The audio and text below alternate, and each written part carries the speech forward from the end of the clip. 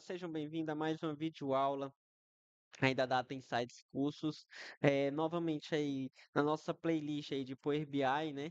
A gente vai estar falando aí sobre, a gente vai estar dando aí os nossos primeiros passos no Power BI e vai dar continuidade aí às nossas aulas do Power Query, né? Então, vamos aqui direto para o Power BI. Pronto, chegamos aqui no Power BI. É, E aí, como é que eu faço para poder entrar lá no Power Query se eu sair, né? E como é que eu faço para aplicar os tratamentos que eu realizei e voltar ali ao Power Query, né? Que é um ponto, um ponto importante ali que eu esqueci de trazer na última aula, né? Basicamente, aqui a gente já tem a opção de transformar dados bem no cantinho aqui, né? Então, eu posso simplesmente clicar aqui e aí ele vai abrir o meu editor de Power Query já com todos os tratamentos que eu realizei, né? Se eu quiser voltar para lá, se eu fechar aqui, como eu não fiz nenhum tipo de modificação, ele permitiu, né? Mas eu vou fazer qualquer tipo de alteração aqui, é, só para poder vocês verem. Ó. Se eu fechar, ele vai perguntar, ó, deseja aplicar suas alterações agora? Se sim, ele vai aplicar. Se eu apertar agora não, ele vai simplesmente cancelar, né? Ignorar, e se eu cancelar, ele não vai fechar, né? Mas então não é ideal você fechar aqui, porque pode ser que, dependendo da forma que você pressione lá na caixazinha de atenção, ele não aplique as suas alterações que você realizou e todo o seu trabalho ali vai ter que ser refeito, né? Então aqui é o local certo, né? Aqui na página inicial a gente vai ter a opçãozinha aqui, ó, de praticamente a setinha ali e o fechar, né? Então a gente tem algumas possibilidades, só fechar, só aplicar e manter o Power Query ativo, né? E fechar e aplicar, né? Então, automaticamente ele fecha e aplica as modificações no meu dataset ali, com as modificações que eu realizei naquela base de dados. Viu? Então, eu vou clicar aqui em transformar de dados novamente para entrar no Power Query, né? É, E aí, o que eu quero trazer para vocês aqui é a classificação. Eu trouxe uma coluna aqui ID, se vocês podem ver, ela está bem bagunçada, né? E aí eu queria fazer uma classificação dela, né? Para ela ficar ali do menor para o maior. Isso funciona tanto para texto como para número, né? Só que para texto vai ser em ordem alfabética, para número em ordem numérica padrão, né? E aí tá justamente aqui na página inicial, na opção aqui classificar, né? Onde eu posso estar classificando de Z a A, no caso aí do maior para o menor, né? Ou de A a Z, né? Que é do menor para o maior. E aí, se eu clicar aqui, automaticamente ele vai estar classificando a minha base de dados com o que eu tiver selecionando. Se eu estiver selecionando mais de dois campos, ele vai tentar classificar em cima daquele padrão, tá? É, Então, então a gente já tem aí na parte de classificação, né? Vamos dar aqui continuidade, vamos fazer mais alguns tipos de tratamentos que a gente tem de texto, né? Aqui dentro da, do job title, né? Que é o título do trabalho, a gente tem algumas possibilidades que a gente pode fazer, que a gente até viu um pouco ali na guia formato como cortar. Qual é? Eu posso transformar tudo em maiúsculo, se assim for do meu agrado, né? E se for mais visual ali para o meu cliente. Eu posso pegar e transformar tudo em minúscula também. Tem essa possibilidade também. Posso vir aqui em formato e realizar, colocar cada palavra em maiúscula, que aí, como ele já está padrão, vou deixar aqui em minúscula para vocês verem, né? Aqui, ó, por exemplo, tem o D, o Q e o A, né? Como palavra inicial. Então, se eu colocar essa opção, ele vai botar o D, o Q e o A, o S, aí vai, né? Todas as palavras iniciais com a primeira letra maiúscula, né? Que é como já está por padrão no meu dataset, é como eu desejo manter, né? Então, estou só trazendo para vocês avaliarem as possibilidades, né? Aqui eu tenho um guia de limpar, né?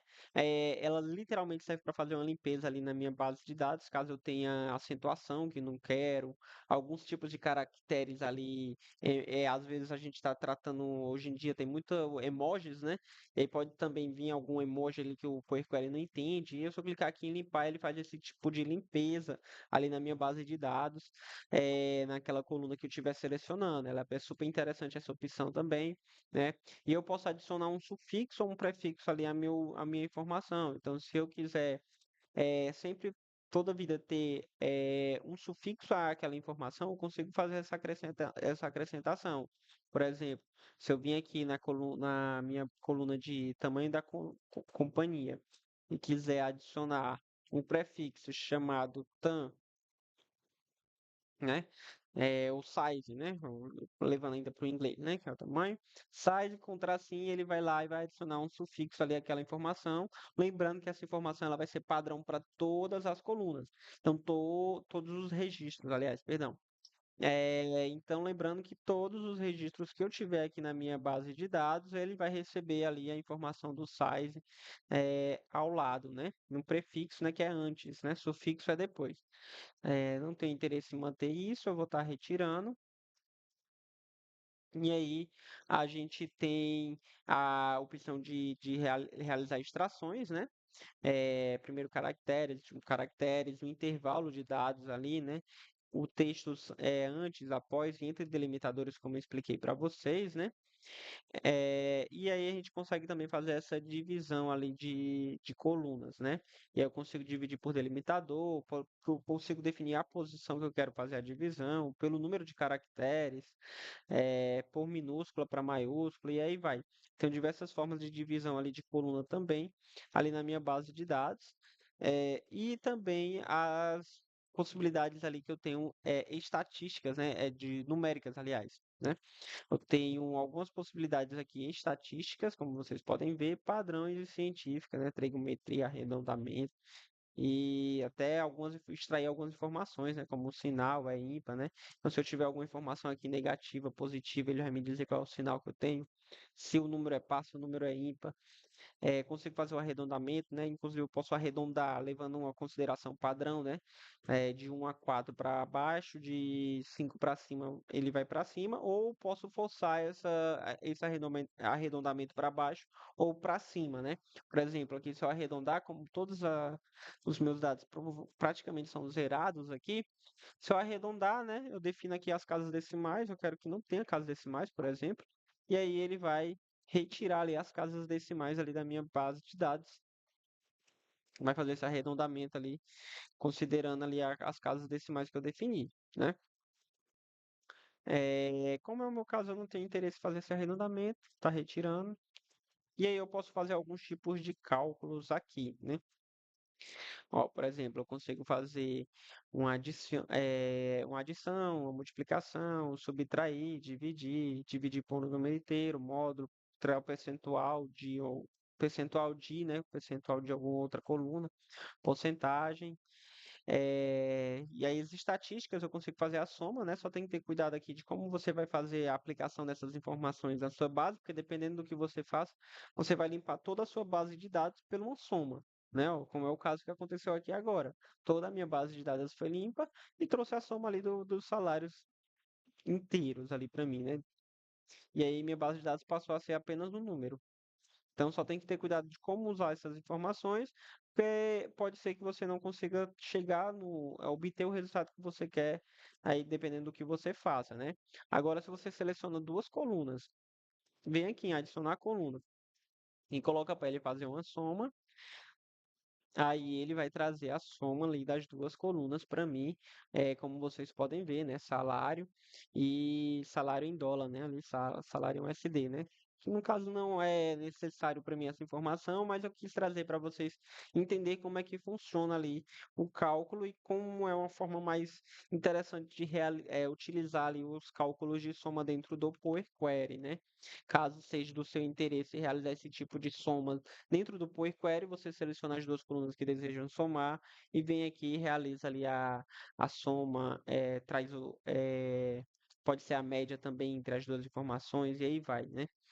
Científico, ele pode estar fazendo elevação à potência, valor absoluto, raiz quadrada, porque eu só consigo fazer com uma informação, né?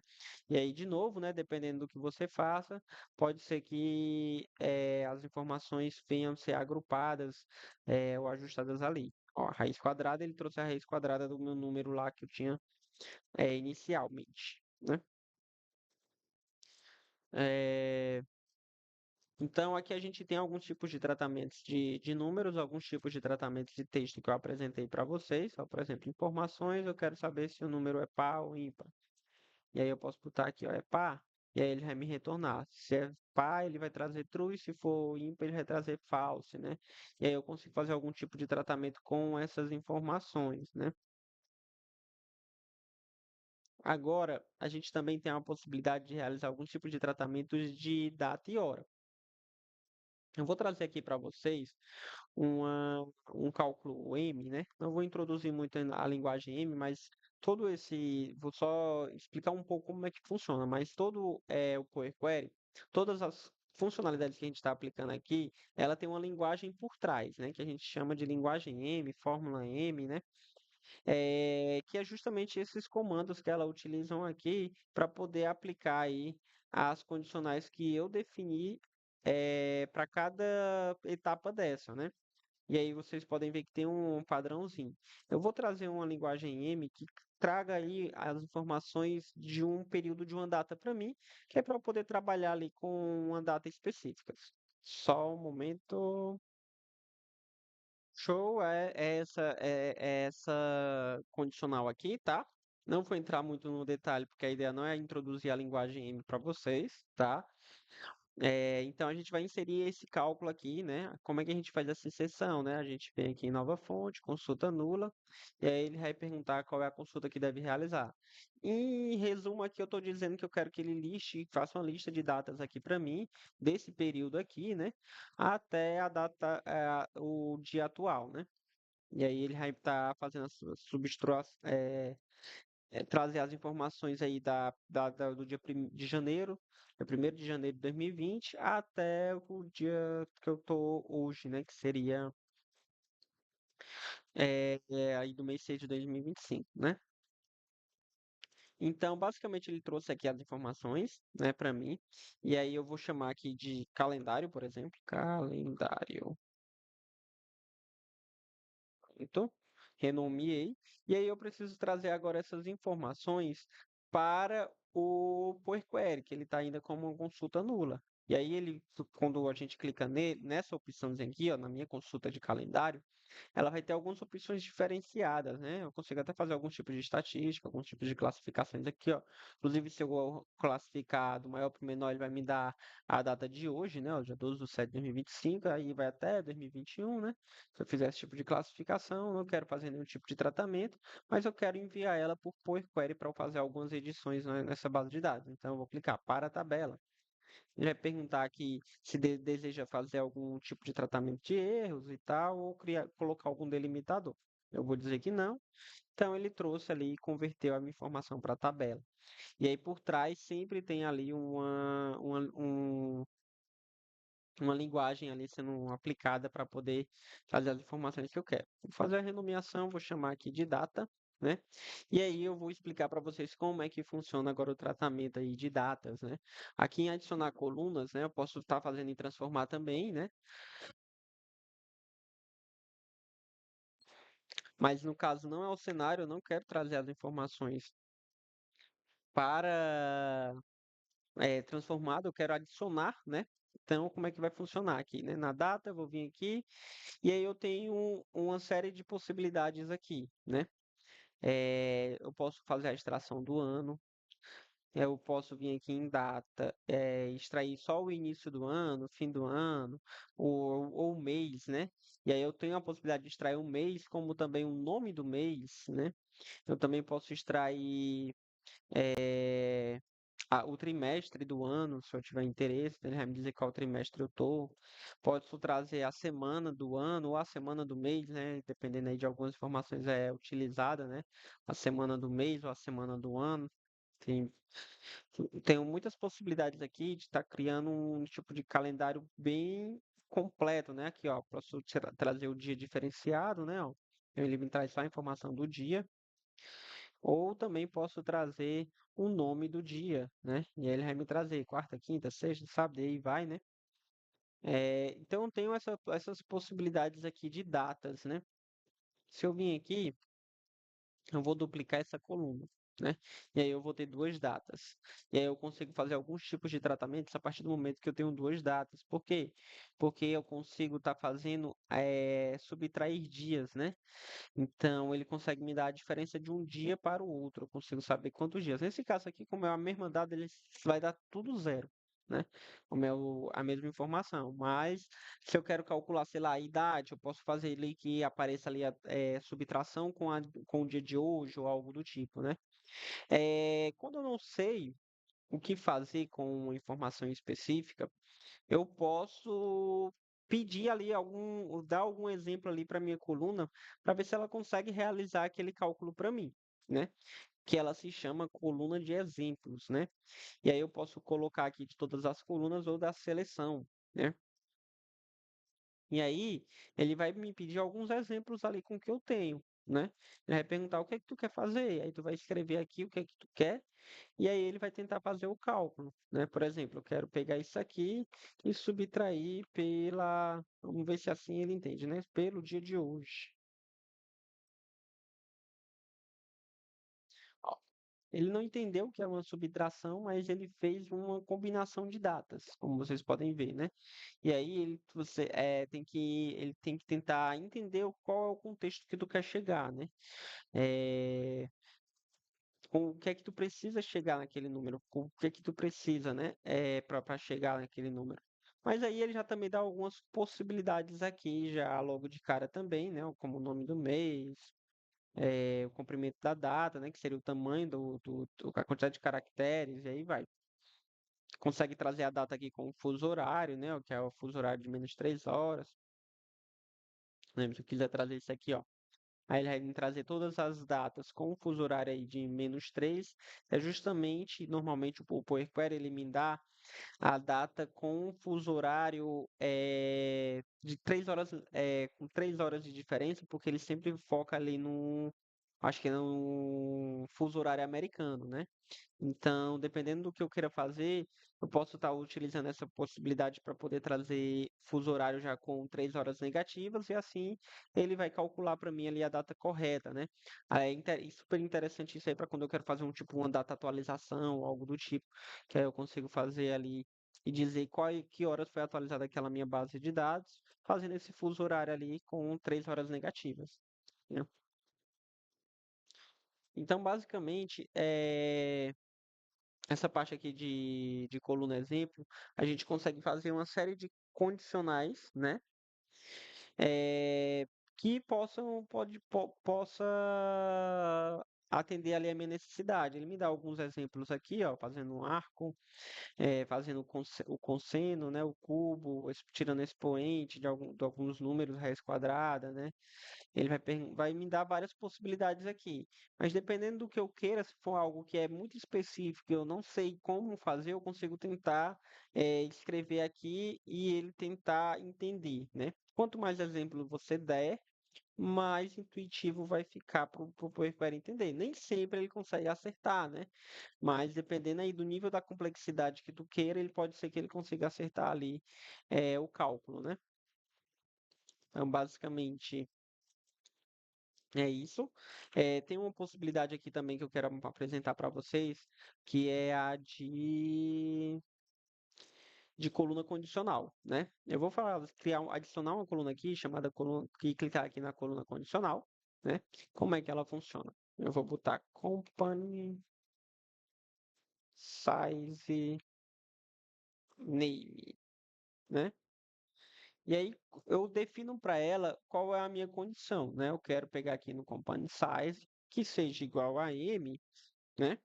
Eu vou chamar ela de média, que é uma empresa do tamanho médio, né? E aí vou adicionar mais uma cláusula, né? Company size igual a S, eu vou chamar de pequena empresa. E aí o company size igual a L, né? Chamar de grande. Se não, eu vou chamar de não mapeado ou não definido, o que vocês preferirem aqui, né?